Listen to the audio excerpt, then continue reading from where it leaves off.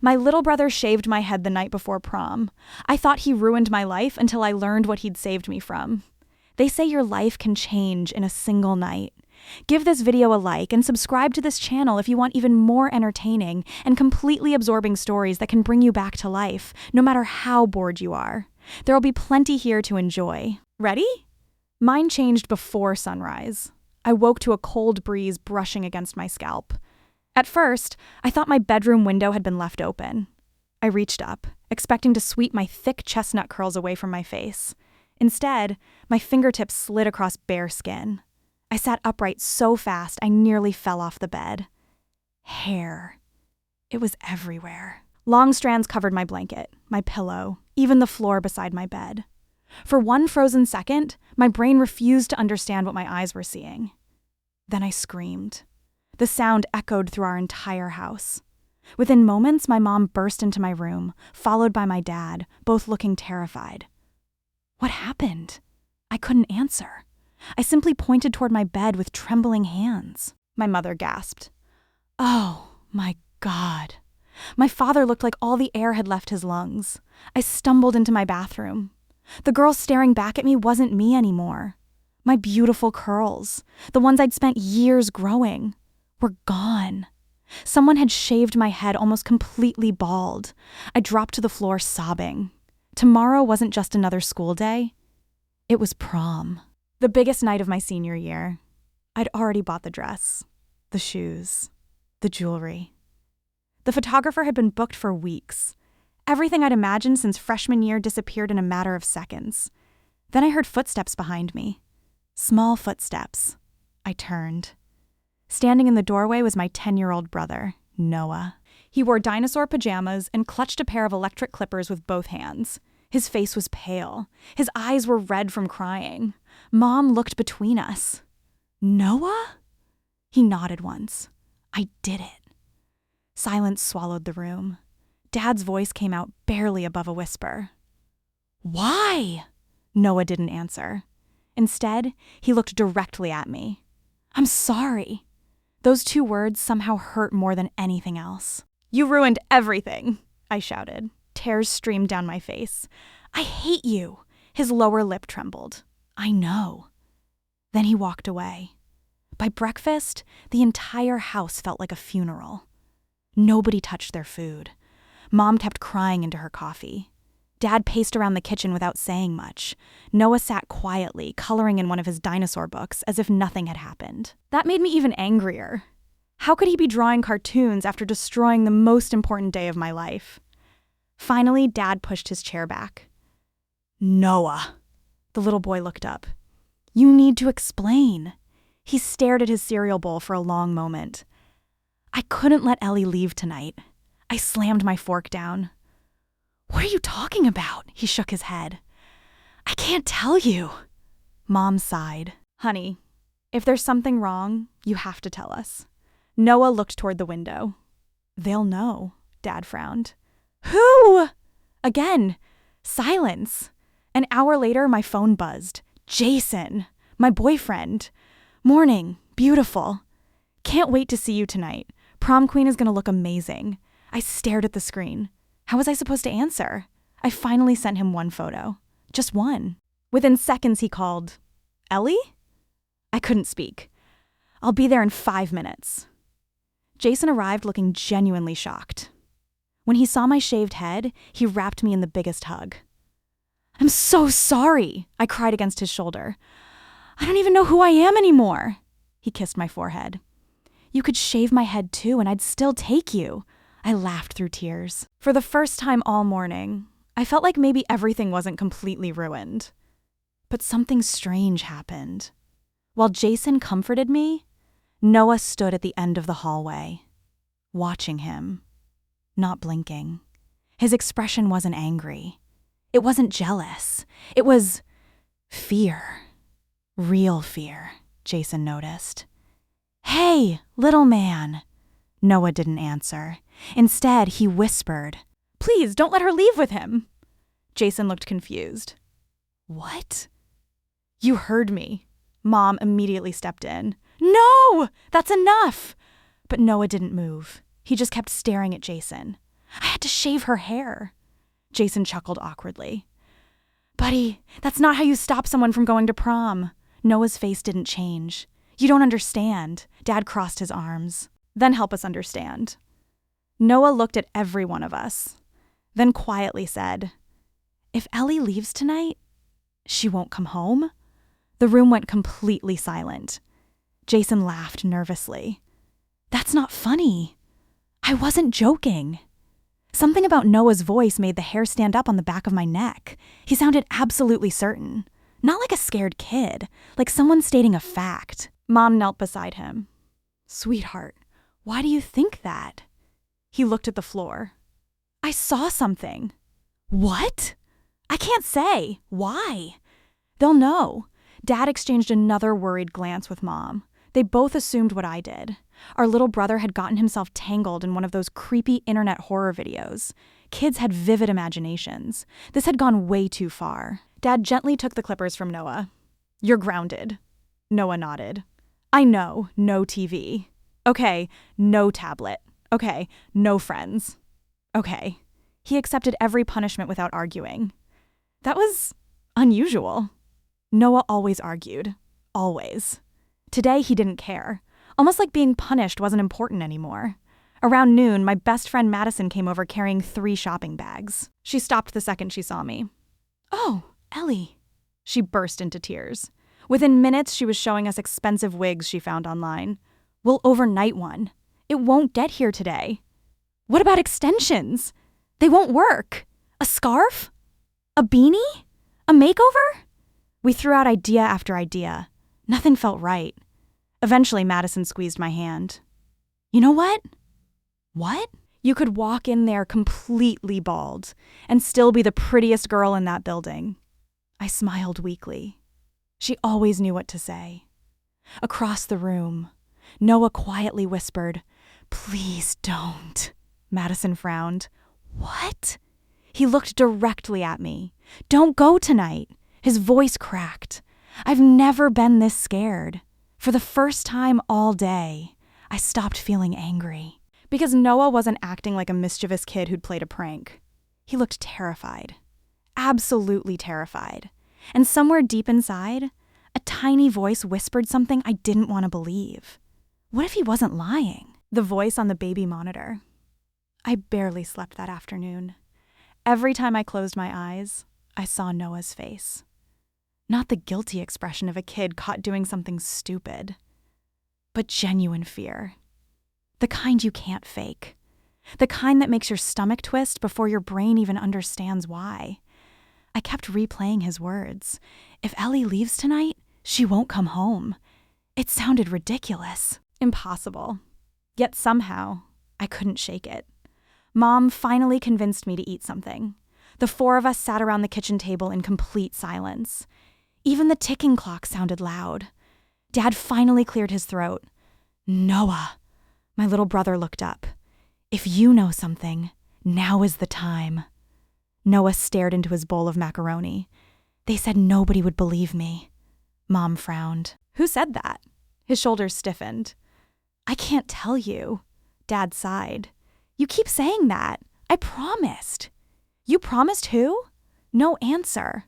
An hour later, Dad quietly motioned for Mom to follow him into the garage. I wasn't trying to eavesdrop, but their voices carried through the open laundry room door. I think something's wrong with him, Mom whispered. He's been having nightmares for months. What if this isn't about Ellie? You think he's making it up? I think he's scared of something. Dad rubbed his forehead. Maybe we should call Dr. Benson. The therapist? Yes. Mom nodded slowly. But what if? She hesitated. What if someone actually scared him? Dad looked unconvinced. Who would threaten a 10-year-old? Neither of them had an answer. Back upstairs, I opened my closet. My blue prom dress hung exactly where I'd left it. Just looking at it made my chest ache. Months of planning. Hundreds of dollars. Years of dreaming. Gone. My phone buzzed again. Jason. I'm outside. I looked through the curtains. His silver pickup sat in front of the house. He stepped out carrying flowers. White lilies. My favorite. Despite everything, I smiled. Maybe we could still salvage tonight somehow. Maybe we'd take pictures. Go out for dinner. Forget prom altogether. I grabbed a hoodie and headed downstairs.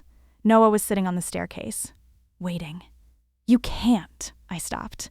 I'm just talking to Jason. No, I'm not going anywhere. You will. He sounded certain. You always do. What does that even mean? His eyes filled with tears. You always trust people. That sentence hit harder than I expected. Jason met me on the porch. I was thinking, he smiled gently. Screw prom, I laughed. Yeah? We'll drive to the lake. Watch the sunset. Get burgers. No crowds. No dancing. No stupid crowns. I smiled for the first time all day. That actually sounds perfect, then. Crash! Something shattered behind us. We spun around. The living room window had exploded inward. Glass covered the floor. Mom screamed. Dad ran toward the front door. Outside? Nothing. No kids. No pranksters. No cars speeding away. Only a brick lying in the middle of the rug. Dad picked it up. A folded piece of paper had been wrapped around it. His face changed the second he unfolded it. What is it? Mom asked. Dad didn't answer immediately. He simply handed it to her. Her hands began trembling. I stepped closer. In thick black marker, 4 words were written across the page. Keep Har home. My blood ran cold. Nobody spoke. Finally, Jason broke the silence. Is this some kind of sick joke? Noah quietly whispered behind us. I told you. Dad immediately called the police.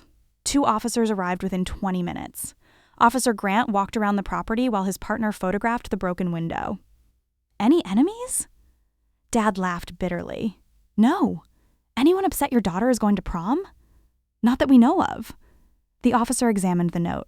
No fingerprints. No cameras nearby. He looked sympathetic. Probably teenagers. I wanted to believe him. I really did. But Noah wasn't relieved. He looked even more frightened. They're getting closer. Officer Grant smiled kindly. Who's getting closer, buddy? Noah wouldn't answer. That evening, the sun began to set. Prom officially started at 7. Madison texted me photos from the gym. The decorations looked incredible. Blue lights, crystal chandeliers, a dance floor that looked like a movie set. Another picture arrived. Students posing together. Laughing. Smiling. Living the night I'd imagined for years. I quietly locked my phone. I couldn't look anymore. At exactly 6:42 p.m., the electricity went out. Every light in the house died. The refrigerator stopped humming. The television went black. Outside, half the neighborhood still had power. Only our house was dark. Dad grabbed a flashlight. I'll check the breaker. He disappeared into the basement. 30 seconds later, we heard him yell. Call 911! Mom's face turned white. What happened? Dad came running upstairs carrying something. A severed extension cord. It hadn't snapped. It had been cut, cleanly, with bolt cutters. Someone had deliberately killed the power. A loud knock echoed through the front door. 3 slow knocks. Boom, boom, boom. Nobody moved. Another 3 knocks. Then silence. Dad looked through the peephole, his face drained of color. There's nobody there, Mom whispered. Don't open it. Another knock. Boom, boom, boom. This time, it came from the back door. Noah grabbed my hand so tightly it hurt. They're here. Every instinct screamed at me to run. Dad called 911 again. The dispatcher told us officers were already on their way. 5 minutes. We only had to wait 5 minutes. It felt like 5 hours. Then, the baby monitor crackled. We hadn't used it in years. It still sat plugged into an outlet upstairs because Mom never bothered throwing it away. Static filled the kitchen. Then, a voice. Quiet, distorted, almost impossible to understand. She can't leave. Mom froze. Dad slowly turned toward the staircase. The monitor spoke again. Keep her inside. Jason stared at it. What the hell is that? Nobody answered, because nobody knew. Noah slowly backed away. His eyes never left the monitor. Then he whispered something that made every hair on my arm stand up. They found the old frequency. Before anyone could ask what he meant, the front porch security light suddenly turned back on. The electricity returned, and through the window, we saw someone standing perfectly still at the edge of our driveway, watching the house, not moving, not speaking, just watching. Dad threw the front door open. The figure disappeared into the darkness before anyone could make out a face. But lying exactly where they had been standing was another folded piece of paper. Dad unfolded it with shaking hands. This one contained only a single sentence. She already knows too much. Behind me, Noah started crying. Not loudly, not dramatically, just quiet tears rolling down his face. I waited too long, he whispered. I should have told you sooner. Mom knelt beside him. Told us what?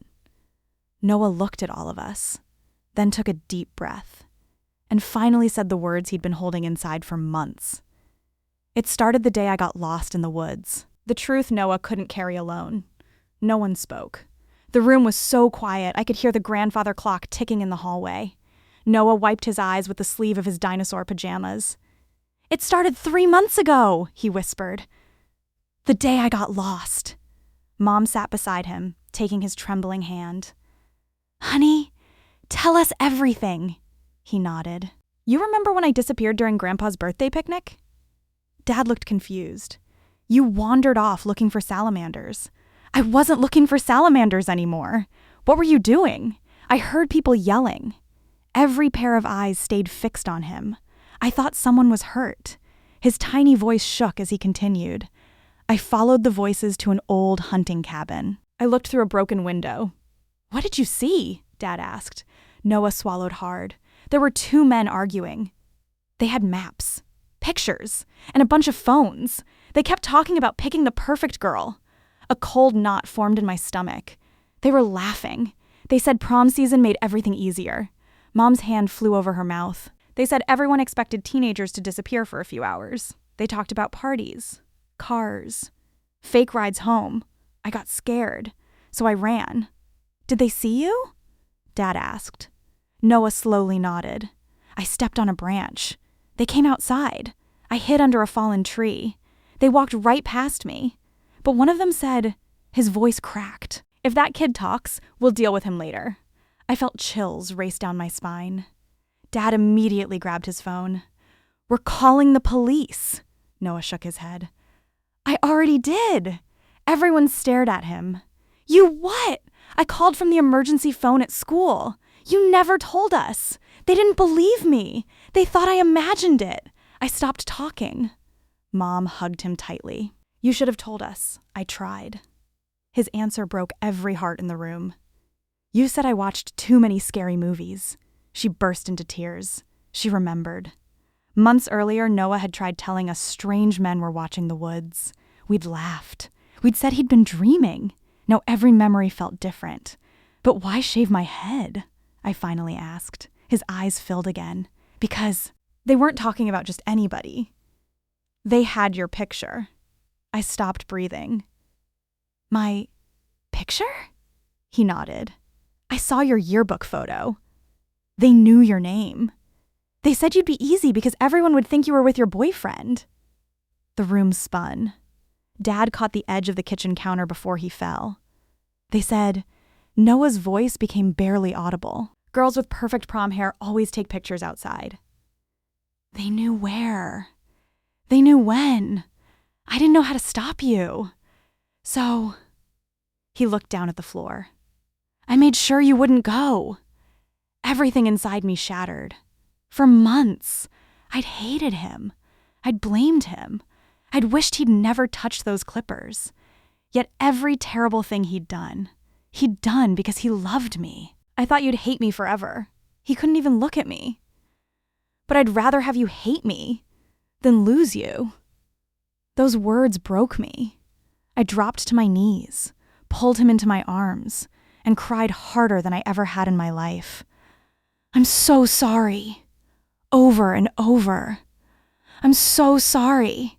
The police took Noah's story seriously this time, not because it sounded unbelievable, but because Dad insisted they investigate the old hunting cabin. The next morning, detectives searched the property.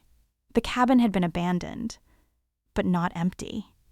Inside, they found folding tables, maps, disposable phones, and dozens of photographs of local events. Graduations, football games, county fairs, prom announcements clipped from newspapers. The people responsible were already gone. But investigators believed they'd left only hours earlier. Over the following weeks, the investigation grew. Other towns reported similar discoveries. Families came forward with stories they'd never connected before. Several teenagers who had vanished over the past few years were linked to the same group. Noah hadn't imagined any of it. He'd stumbled onto something far bigger than any child should ever have seen. Detectives later told us something I'll never forget. If Noah hadn't spoken up, we probably never would have found them. Months later, multiple arrests were made across 3 states. The details stayed out of the news while the investigation continued. The officers couldn't tell us everything, but they told us enough. Our family had unknowingly become part of something much larger. My hair slowly grew back. Not overnight, not even in a few months. Every inch reminded me of that morning. At first, I hated looking in the mirror. Eventually, I stopped seeing what I'd lost. I started seeing what I'd kept. My future. The following spring, our school held another formal dance. Madison begged me to go. This time, I didn't spend hours curling my hair. I didn't worry about looking perfect. I wore it exactly as it had grown. Short. Uneven. Completely real. When I walked into the gym, people smiled. No one stared. No one whispered.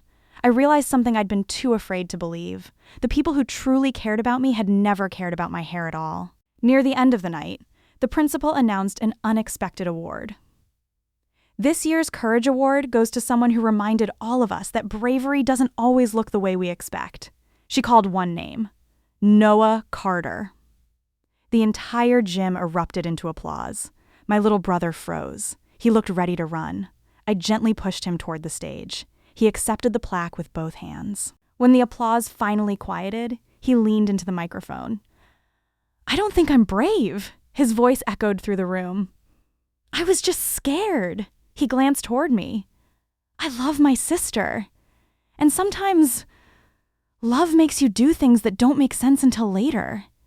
There wasn't a dry eye in the auditorium. That night, as we drove home beneath a sky full of stars, Noah rested his head against the car window. "You still miss your hair?" he asked quietly. I smiled. "Sometimes. I'm sorry." I reached across the seat and squeezed his hand. If I had to choose between my hair and my little brother, I'd choose you. Every single time. He smiled for the first time in months. A real smile. The kind only children can give. Pure. Uncomplicated. Safe. Years later, people still ask why I keep one old photograph framed on my bookshelf. It's not my senior portrait. It's not a prom picture. It's not even a graduation photo. It's a picture of a frightened little boy in dinosaur pajamas holding a pair of electric clippers with tears running down his face. Whenever someone asks why I'd keep such a painful memory, I tell them the truth. That wasn't the day my brother ruined my life. I smile every time I say the next part. That was the day he saved it.